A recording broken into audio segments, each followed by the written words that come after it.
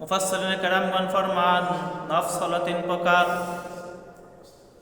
এক প্রকার নফস হলো নফসে আম্মারা, আরেক প্রকার নফস হলো নফসে লাওয়ামা, আরেক প্রকার নফস হলো নফসে মুতমাইন্না।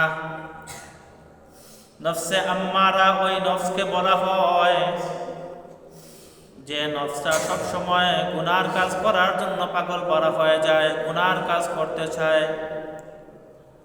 গুনার কাজ করার পর তার অন্তরের মধ্যে কোনো অনুশোচনা জাগ্রত হয় না, বরং গুনার কাজ করার পর সে নিজেকে সফল মনে করে।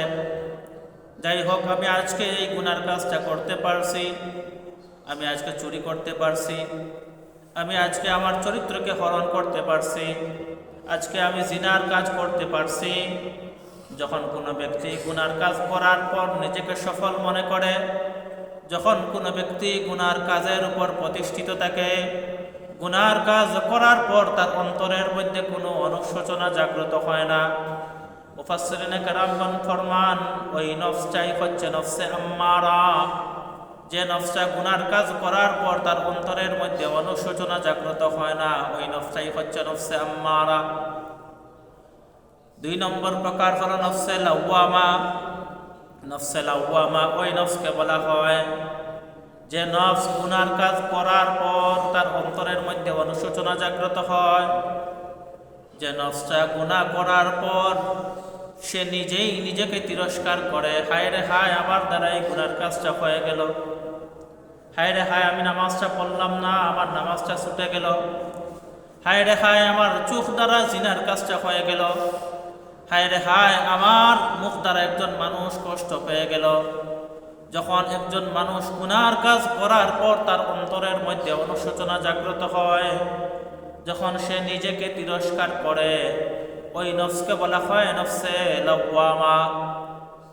তৃতীয় প্রকার নফস হলো নফসে মুতমাইন্না।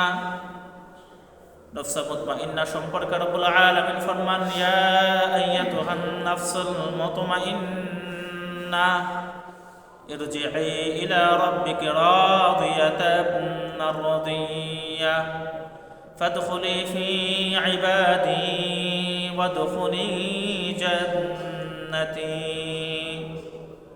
নফসে মুতমাইন্না ইরজিই ইলা রাব্বিকি রাদিয়াতান মারদিয়া, তুমি তোমার রবের দিকে ফিরে আসো, সন্তুষ্ট চিত্তে তুমি তোমার রবের দিকে ফিরে আসো।